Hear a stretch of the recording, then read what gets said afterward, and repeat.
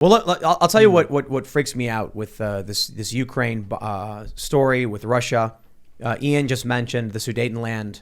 Hitler kept going, saying, look, these areas were historically German, or the people there are being oppressed and they're German people. So we're going to move in. And what we got from the UK or from Europe, Neville Chamberlain famously, was appeasement.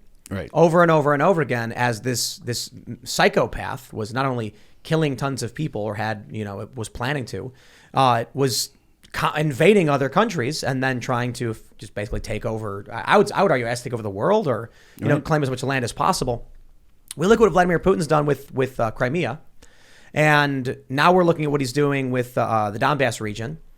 If he really does go for a third of the country, he's got to move in further. It's not just going to be the Donbass region, and it's a small portion, right? No, right. So you'd go south and you'd go north. He'd cut down. So yeah. You want to connect those borders. So you want to meet up with Belarus there, because now you've already annexed it to one degree, and then you want to go down and make the connection to Crimea. I mean, that looks like more like half the country if he goes from Belarus all the way down to Crimea. No, I'm not. I'm just saying where you have that land bridge. So you want to have the ability then to move supplies. It's about supply lines. Right. And so you've.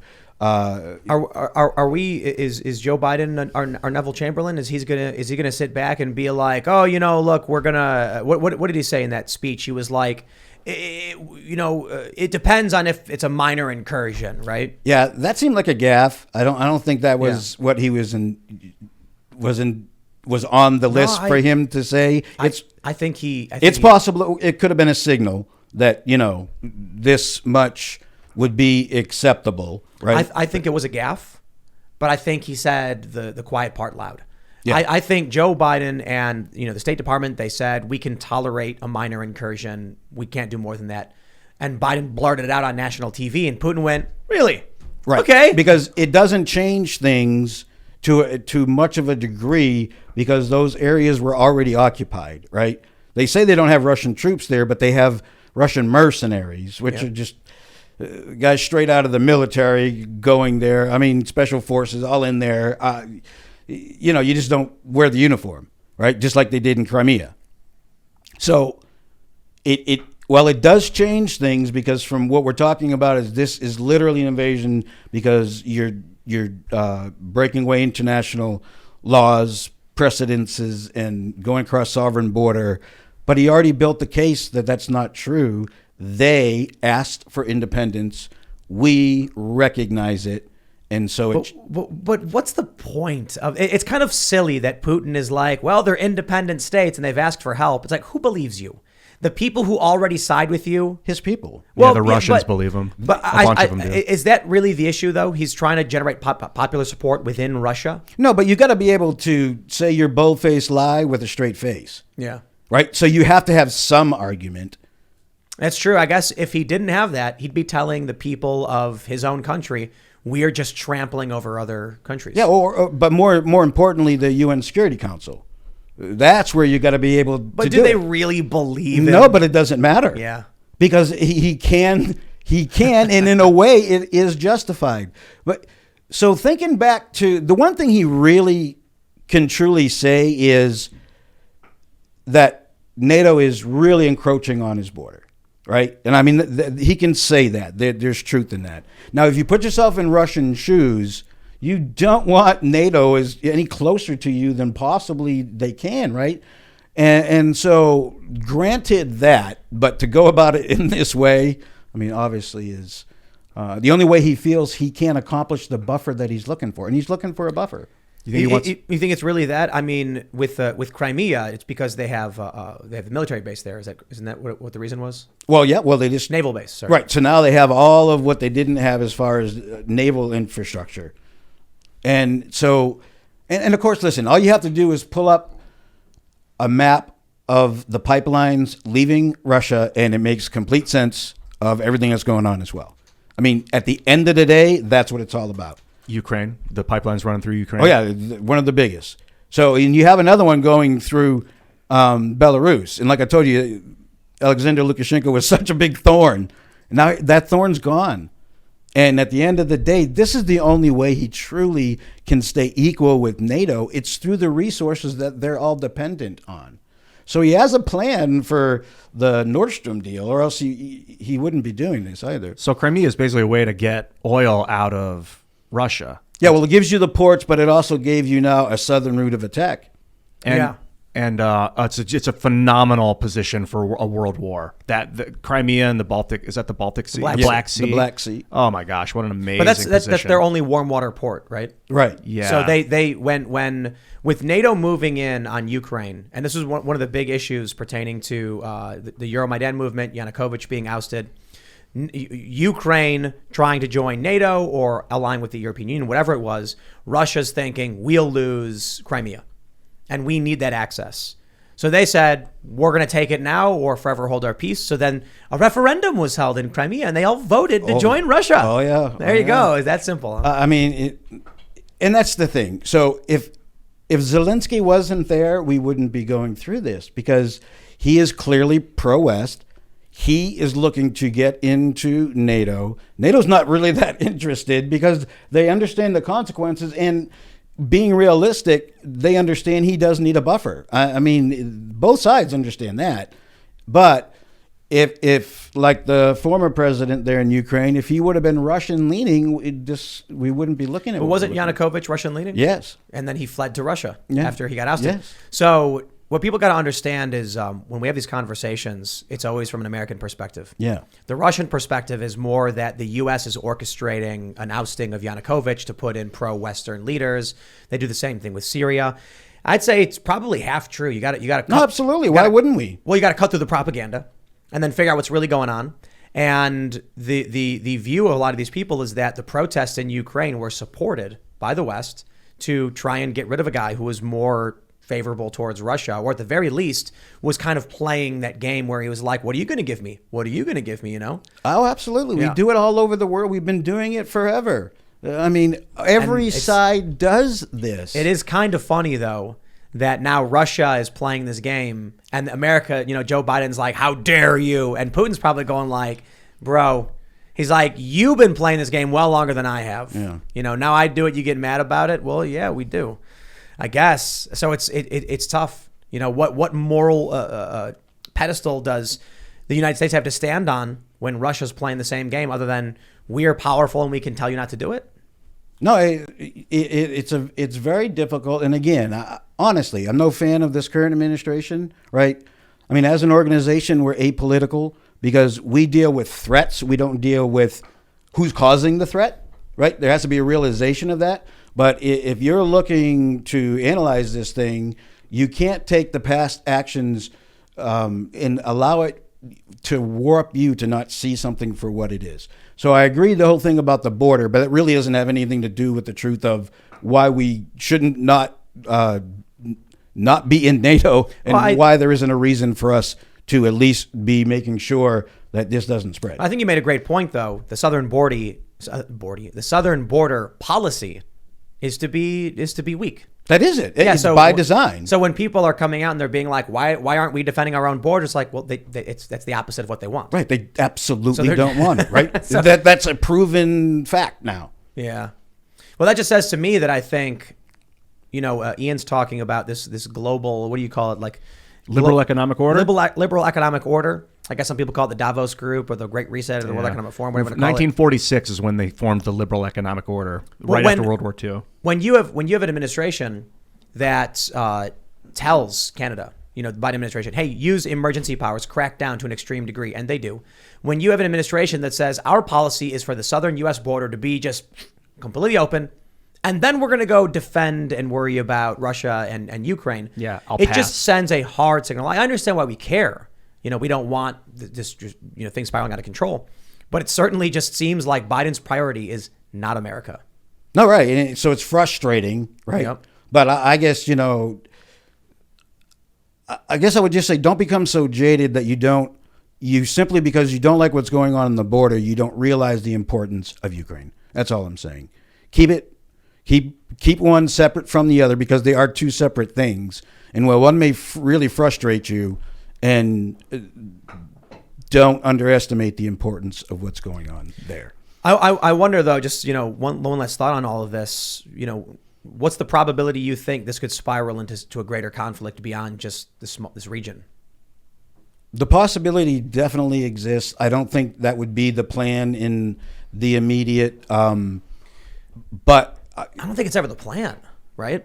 Well, the plan is, and has been, take Crimea, subjugate Belarus, get portions of Ukraine. He's clearly had this plan, been working on it for a little while. It's all coming to fruition because there is really nothing we can do but to try to keep it from spiraling, right?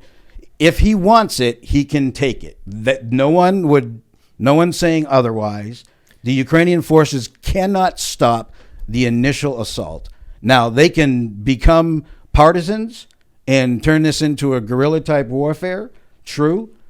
And that's more probably what he doesn't want than anything. He wants to topple this government, though. He wants Zelensky out. And he'll do that by any means.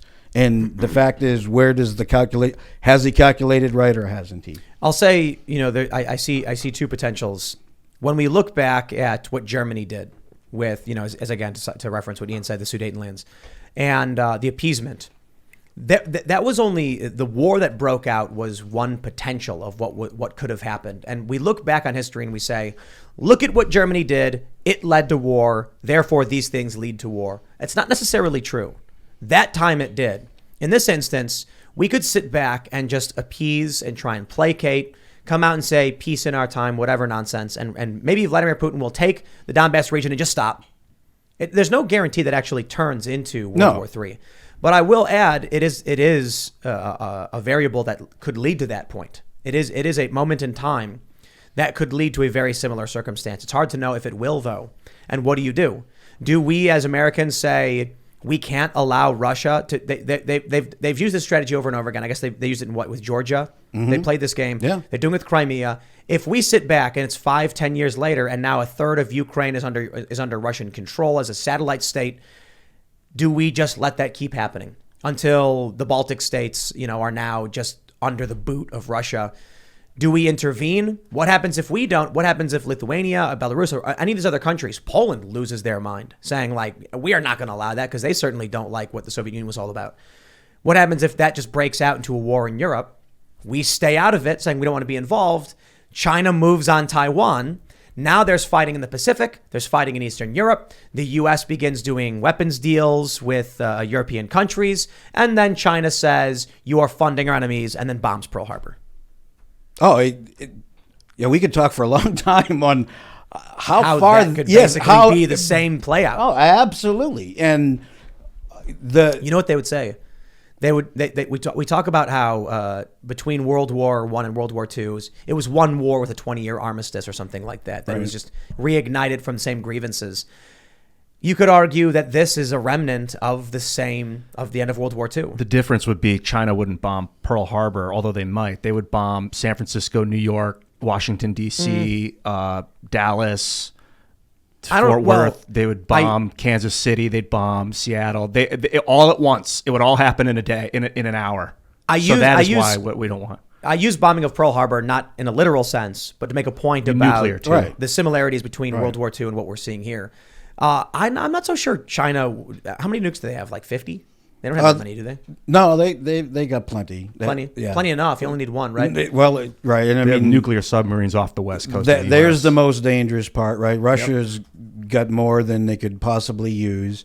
Same thing with us. I was in nukes for 5 years. We had 12 Russia. I was stationed in Germany. We had 12 nuclear missiles pointed at Russia 24/7. Wow. 12 that you knew of. Yeah, So what we did was we rotated. We rotated. One battalion does it for 30 days because it's around the clock. If you're in the shower and the alarm goes off, you have 30 seconds to make it to the gate and get those missiles launched because our life expectancy was 30 seconds. Around what year was this? So that would have been 89. These were Pershing 2 missiles. Yeah. Yep. So they were short range, could hit they come within 10 meters of their target. And you're talking about a nuke. You don't have to come that close, right? But it was low yield. They'll blow up in the air. No, these were made to hit targets. Right? Interesting. Yeah, and so now on the SALT II treaty, we did away with them, and that was to everybody to back down, right? Because we're getting towards the end of the Cold War. let's not have so many of these just sitting there active, ready to go. And so those were done away with. That's when my MOS was no longer, and that's when I switched to military intelligence. Was it under Trump the START treaty basically fell apart? The denuclearization started to. Well, and it's because everybody else never follows it, right? I mean, Russia breaks it all the time. Iran's broken it all the time. That's what gets so frustrating. Although you have to sit down at the table, you have to do it, but it never really solves. I think weapons. Look, with the Manhattan Project, you had this decentralization, compartmentalization. People didn't know what was being done until after a bunch of bombs fell, and all of a sudden everyone figured out what America had done. And the decades after that, the nuclear weapons we have today are about 1,000 to 1,250 times more powerful than the bombs we used in World War II. Isn't that something? Yeah. One ICBM, a MIRV, a multiple independently targeted reentry vehicle carrying 10 to 12 warheads, peppers the eastern seaboard. You don't need 50 nukes. No, you don't. You need 10 warheads in one ICBM. And then it goes up into the stratosphere, and this goes, and they all just go wipe out cities. And I mean, these things are massively powerful. Not to mention the latest developments. And I think this was actually like 7 years ago. I was researching this in gravity bomb technology, which is the bombs we used in World War II were gravity bombs. We drop them from planes. We don't launch them or anything. We've compressed those down, really, really small megaton bombs. So they're very small and comparably as powerful. The weapons that we know about, scary. I mean, think about nuclear artillery. Oh yeah. Wow. I mean, I haven't looked into it, but what are the actual artillery pieces that can launch nukes? No, load a warhead in a howitzer. You're right. I mean, there's different versions of what can do what, but just the idea that these types of capabilities exist is why we don't use them. Okay, because in the end, nobody wants to really blow up the planet, right? So it has worked in deterring. It's not going to stop everything, but it has worked in deterring. I guess it's partly makes me think like why if China invades Taiwan, no one is going to try and stop it. If Russia takes Crimea or Belarus, no one's going to stop it. If America takes Mexico, no one's going to stop it because no one wants these conquering empires to fire their nukes. Taiwan is very sensitive because they make 63% of all the chips that we are already short of. 63%, if I'm accurate. That's huge. What, is it the kind of thing where like it's better that no one has it than China has it? Well, if they dominate that market, right? So you see the pictures I saw one this week where Ford Broncos are piling up in the parking lot again because the shortage of chips. Mm-hmm. And that's because we don't produce them here, which we're trying to rectify, right? There's a lot of things we're trying to rectify because we've seen our weakness through COVID and how much control China has over these things. Add in Taiwan to that, and it would cripple technology.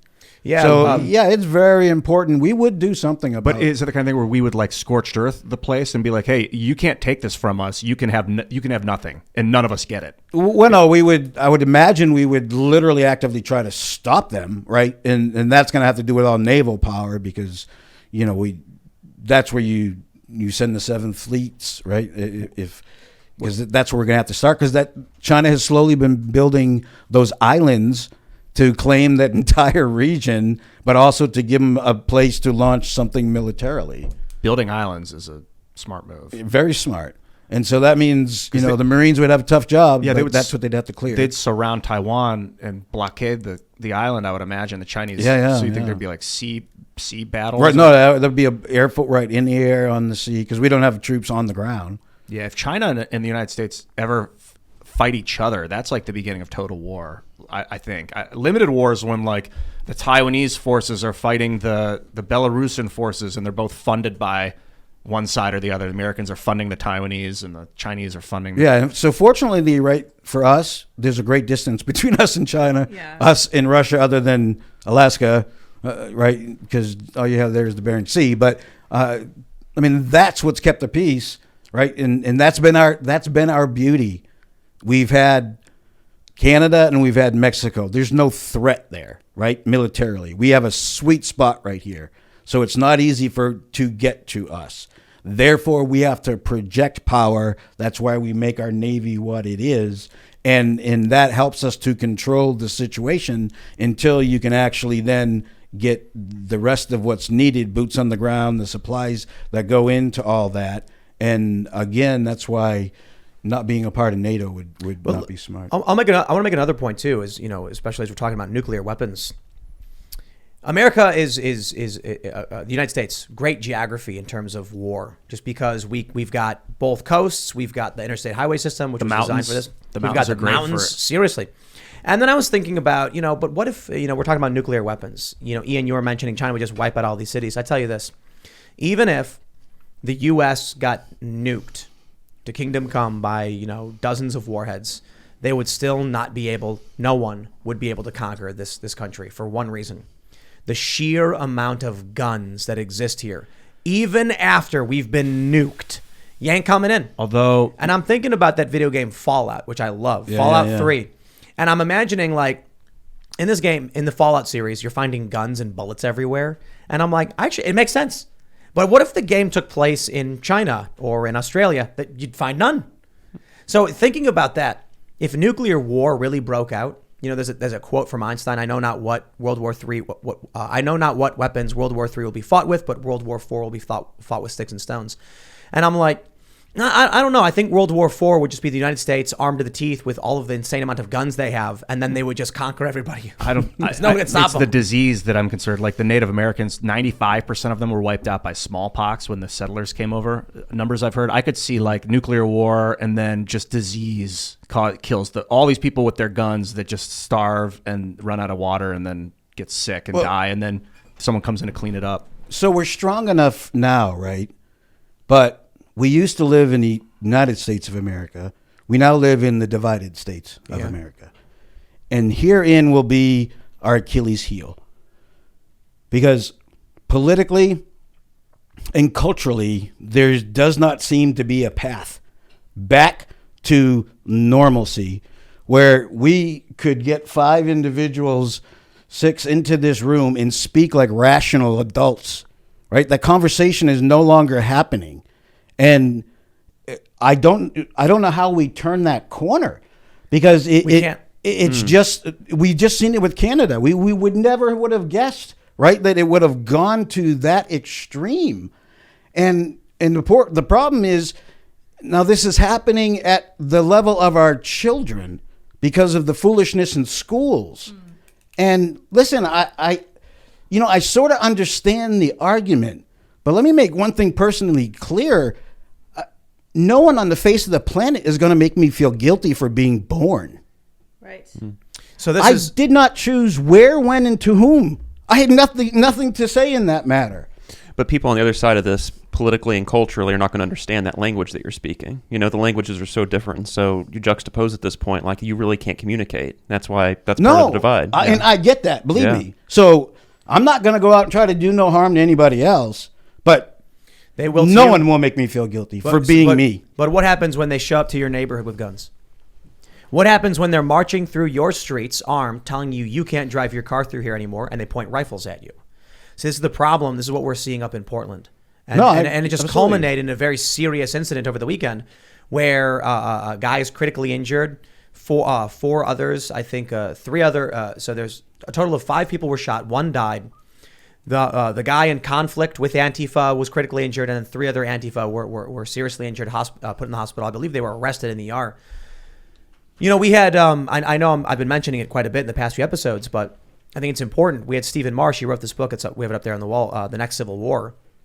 He said this country is a multicultural democracy and a constitutional republic inside at the same time, and they can't coexist.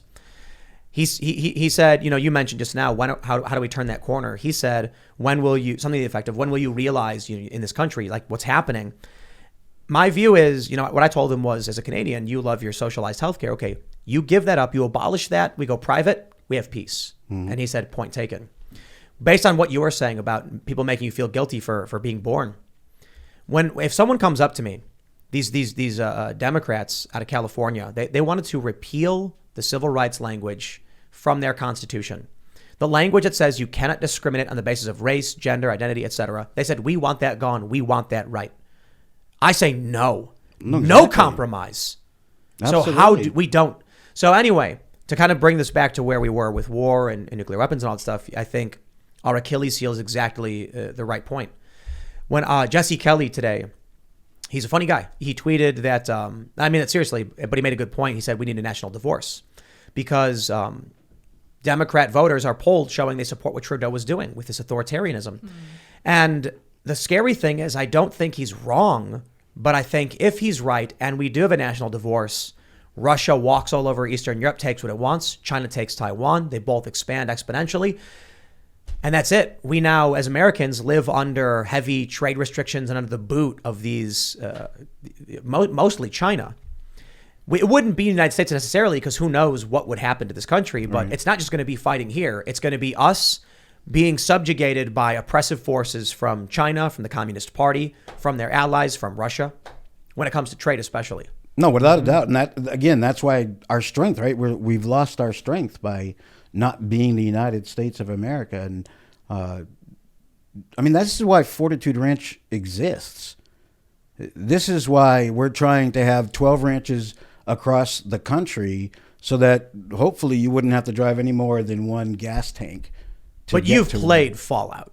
Oh, yeah. The video game. How amazing would it be that if in the real world they weren't vaults, they were Fortitude Ranches? There you go. And there's 500 of them or whatever. You guys become this major conglomerate corporation. Everybody lines up. You do these spiffy 50s style TV ads for come sign up for Fortitude.